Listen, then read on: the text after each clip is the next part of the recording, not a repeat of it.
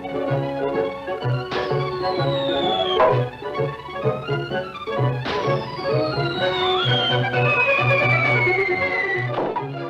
everybody, this is Robin with Zapper Pest Control.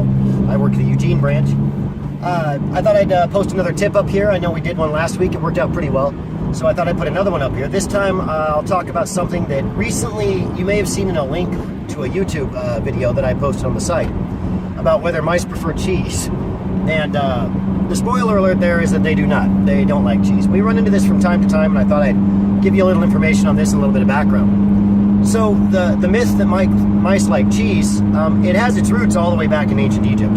So, you know, there's a few very old documents that outline, you know, using cheese to catch mice.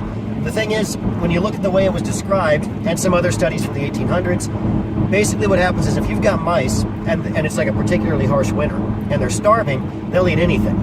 And so people would put cheese out there because that was kind of the folk myth that cheese was the way you catch them. And sure enough, every now and then they catch a mouse or two. Well, when mice are desperate, they'll eat almost anything, including cheese, and especially including each other, which is a bit gross. I've seen it before. At one point, I went into an attic after a rodent proofing job. There was quite a large number of mice that were living in this attic, and when their food supply was cut off and they couldn't do it, they turned on each other, and it was Mouseageddon up there. It's pretty ugly. I won't describe the details, but not a good day. So it's been further populated in our, in the last few generations by Looney Tunes, the Warner Brothers cartoons. You might remember a lot of old cartoons, Tom and Jerry, things like that, where they would always show it's that stereotypical triangular kind of piece of cheese on a trap, and, Jerry the mouse goes nuts for it, or something in a Bugs Bunny cartoon goes crazy for it. And it's partly because, illustrators like drawing that triangular block of cheese with the holes in it, and it's a lot easier to draw than a blob of peanut butter, which would just look bad. It just wouldn't look very attractive, a brown glob on a trap. But the truth is, since about the 1800s, peanut butter has been the go-to, mouse catching product. So it's best to use smooth peanut butter. You don't necessarily want to use crunchy, although the difference is mild.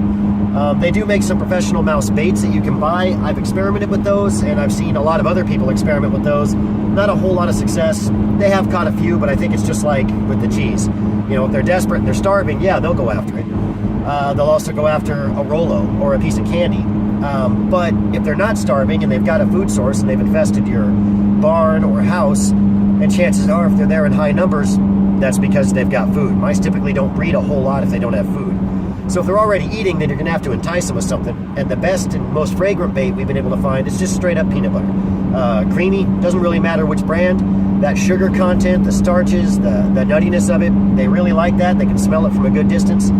It's what all the professionals pretty much use at this point, and it's just the go-to product for catching mice on a trap. You want to smudge that in there, so you've got quite a bit of it, so it's really hard for them to get all of that off of there without triggering that trap.